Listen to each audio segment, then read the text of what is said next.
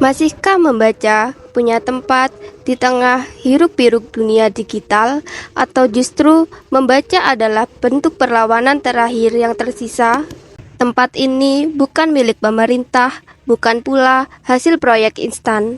Kampung Baca lahir dari kegelisahan satu orang yang tak ingin buku hanya jadi pajangan mahal di rak toko besar. Semua berawal di tahun 1978. Ketika seseorang membuka taman baca sederhana di teras rumahnya.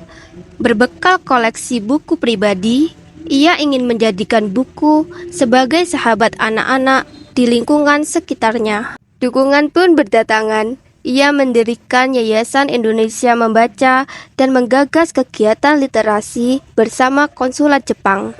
Mulai dari pameran budaya hingga nonton film bersama anak-anak kampung. Nama Kampung Baca baru diresmikan tahun 2009. Sejak saat itu, tempat ini terus berkembang menjadi oase literasi di tengah padatnya kota Jember. Terletak di Jalan Nusa Indah 6 nomor 7, Kampung Baca berdiri di atas lahan seluas 700 meter persegi. Lebih dari 6.000 buku tersimpan di sini, mulai dari buku anak hingga sastra klasik dan ensiklopedia. Masa kecil saya sudah dengan atmosfer membaca.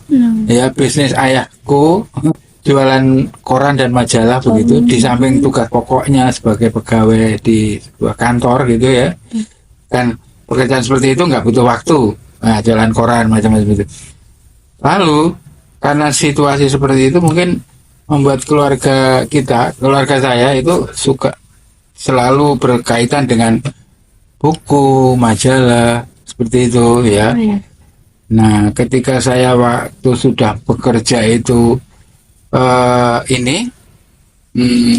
terlibat di situ, tentu ini makin tebal mindset suka baca, literasi seperti itu. Dan saya ini inisiator, jadi yang mempunyai ide, kemudian mengeksekusi ide itu menjadi program. Ya, walaupun saya juga melibatkan orang lain, tetapi yang lebih intens tentu saja saya sendiri karena yang punya gitu ya. Pertama keluarga juga ya, istri saya almarhum itu, kemudian anak-anak juga.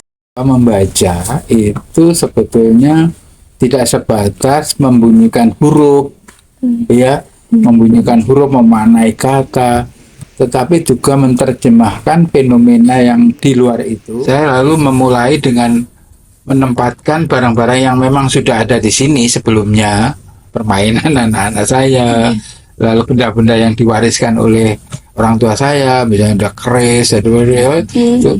Ketika semua saudara tidak peduli dengan hal itu, justru saya simpan baik-baik menjadi koleksi, gitu. Kalau begitu, Kampung Baca ini harus mengubah. Jadi harus ada museum, harus ada taman baca, gitu.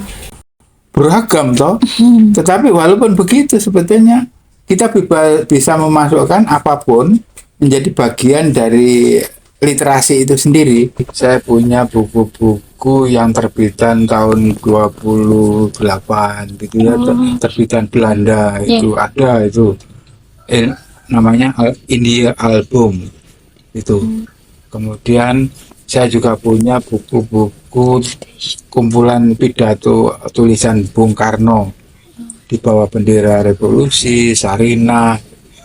Punya buku juga tulisan Ahana Sution ya. Punya tulisan Pak Hatta juga ada.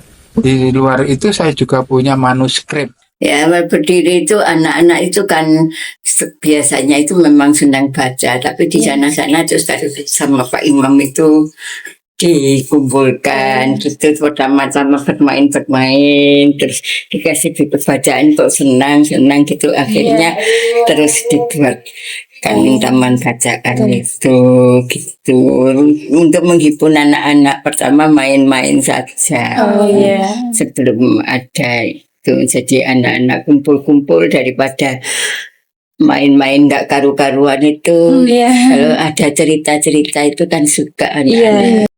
Kalau ada bacaan itu, kalau anak-anak bisa berkumpul membaca, itu ya berkurang yang bermain-bermain yang enggak-enggak itu loh Mbak. Artinya yang enggak perlu itu. Saya sendiri secara pribadi itu beberapa kali sering ke kampung baca.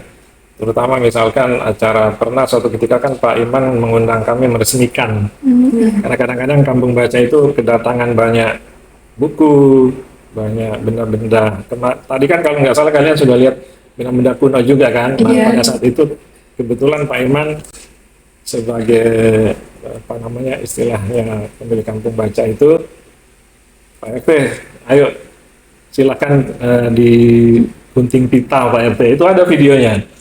Yang memvideokan ya Pak Iman juga. Itu saya pikir gadget adalah salah satu penyebab budaya baca kita di generasi muda terutama itu merosot, bukan menurun kayaknya, merosot jauh kayaknya. Kira-kira itu Mbak. Saya pikir kita sepakat itu soal itu ya.